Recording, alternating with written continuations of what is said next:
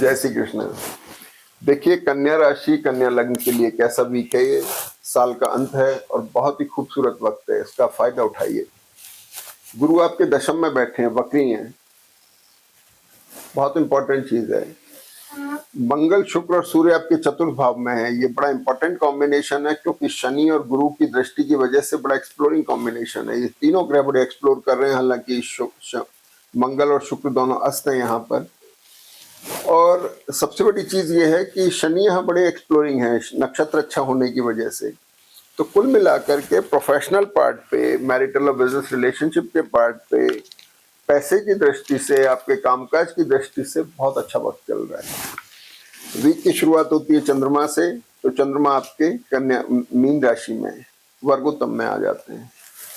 पिछले वीक की जो कसावट थी, थोड़ा सा एक डिससेटिस्फेक्शन था, थोड़ा सा एक अब उलझनों से बाहर आने की चेष्टा थी, वो थोड़ी सी बाकायदा चल रही है और इस वीक में आप उससे बाहर आ रहे हैं। तो रिडिफाइनमेंट अभी चल रहा है सुबह 9 बजे तक, अभी तक ये चंद्रमा मीन राशि में है।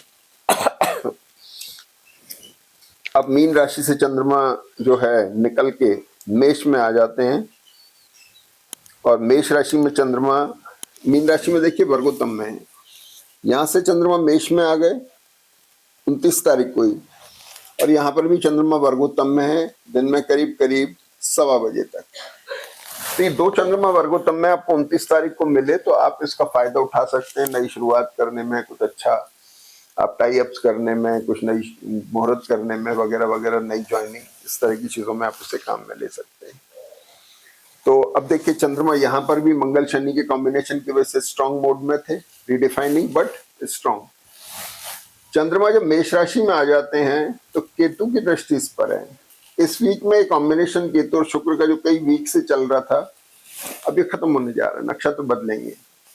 लेकिन ये जो कॉम्बिनेशन है शनि चंद्रमा जो मेष राशि में आ गए हैं, इस पर केतु की दृष्टि है, थोड़ा इरिटेटिंग है। तो अष्टम का चंद्रमा कभी कभी ट्रैवल करा देता है, तो आप ईयर एंड है, ट्रैवल पे जा सकते हैं। मंगल और शुक्र आपको कंफर्ट जोन में रखे हैं, प्लीजेंट हैं, एंजॉयमेंट की तरफ ले जा रहे हैं। ये कॉम्बिनेशन बन रहा है। अब अगला कॉम्बिनेशन बड़ा इंपॉर्टेंट 29 तारीख का क्या है कि बुध जो है ये यहां से हटे। अब बुध यहां से हटके धनु राशि में आ गए। ये और भी ज्यादा इंपॉर्टेंट हो गया कि मंगल और बुध साथ में है। ये थोड़ा एक एडमेंट कॉम्बिनेशन होता है। और बुध जब वृषभ नवांश में इस वीक में आ रहे हैं, ये करीब 1 तारीख के आसपास, तब ये पेट खराब करने की स्थिति लाते हैं।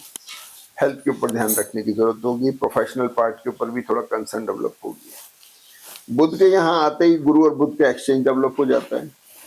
प्रोफेशन को लेकर के कुछ ज्यादा इंपॉर्टेंट डिसीजन हो रहे हैं, नए बदलाव लाना चाह रहे हैं। अगर आपकी जन्म पत्री की मूल दशाएं सही हैं तो निश्चित तौर पे बहुत अच्छी अपॉर्चुनिटी आपके सामने आ सकती है, व्यापार में भी, नौकरी में भी। अब इस शनि और गुरु की वजह से सारा कॉम्बिनेशन बड़ा एक्सप्लोर कर गया है, जिसमें आपका धन का कारक भी आ गया, आपके एक्सपेंसेस भी आ गए, और 4th हाउस एसेट का होता है। एसेट फॉर्मेशन की तरफ जा रहे हैं, कुछ ना कुछ नया खरीद रहे हैं, लग्जरी कौन चीजें ले रहे हैं, व्हीकल हो गया, गोल्ड ज्वेलरी हो गई, आपका मकान, प्रॉपर्टी, जमीन जायदाद हो गई, शेयर्स हो गए, ये सब एसेट के फॉर्म से हैं। थोड़ा एग्रेशन से जरूर बचना है अपने को, क्योंकि मंगल और सूर्य साथ में हैं, लेकिन मंगल शुक्र अस्त है यहाँ पर। ठीक है, चीज हो गई। 6th लॉर्ड 7th में बैठा हुआ है, लाइबिलिटीज का ध्यान रखना है, अपने मैरिटल और बिजनेस रिलेशनशिप की हेल्थ का ध्यान रखना है, और अपनी स्पाउस की सेहत का विशेष ध्यान रखना है। और अगली बात यह हो गई इसमें कि 31 तारीख को चंद्रमा वृषभ राशि में आए। अब यहाँ देखेंगे तो चंद्रमा 31 तारीख को वृषभ में आ गए, और वृषभ में जब चंद्रमा आते हैं तो ये वर्गोत्तम में होते हैं 1 तारीख को 12 बजे तक, सुबह 6 बजे से 12 बजे तक चंद्रमा।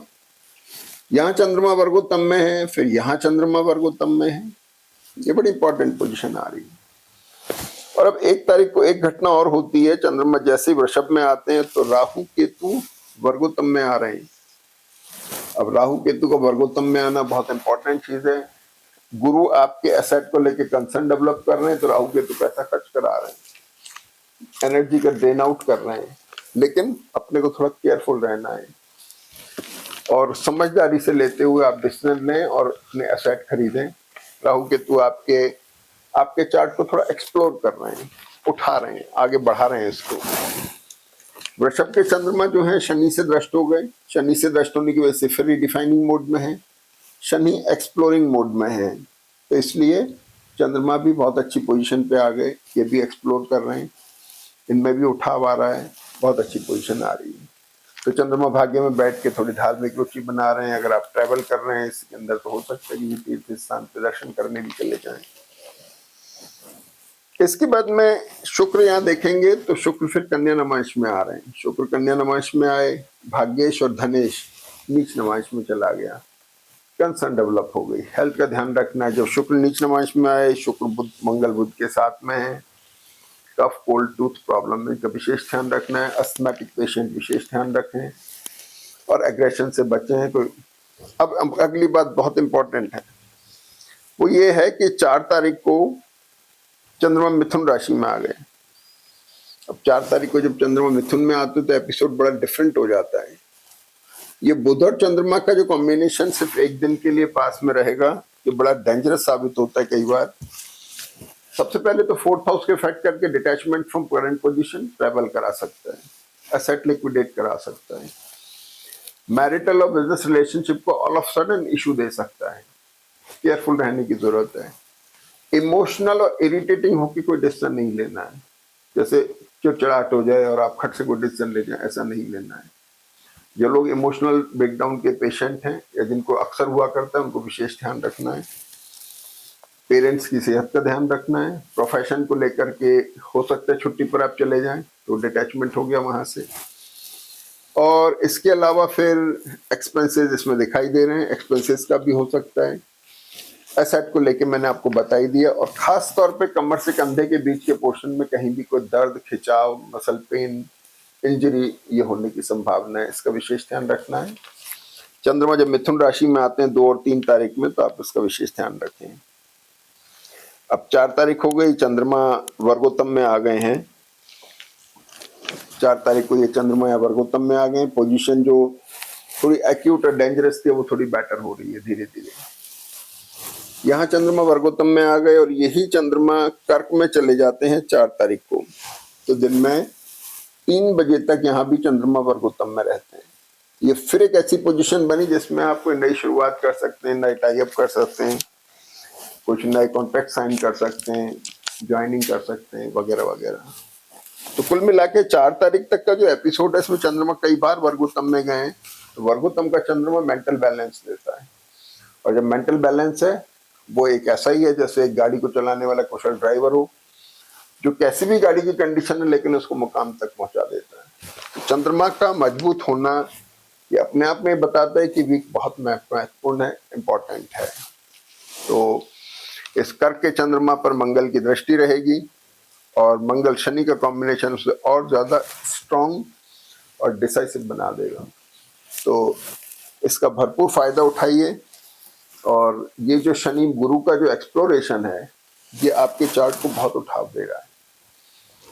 आनंद दीजिए, हमारी शुभकामनाएं। जय श्री कृष्ण।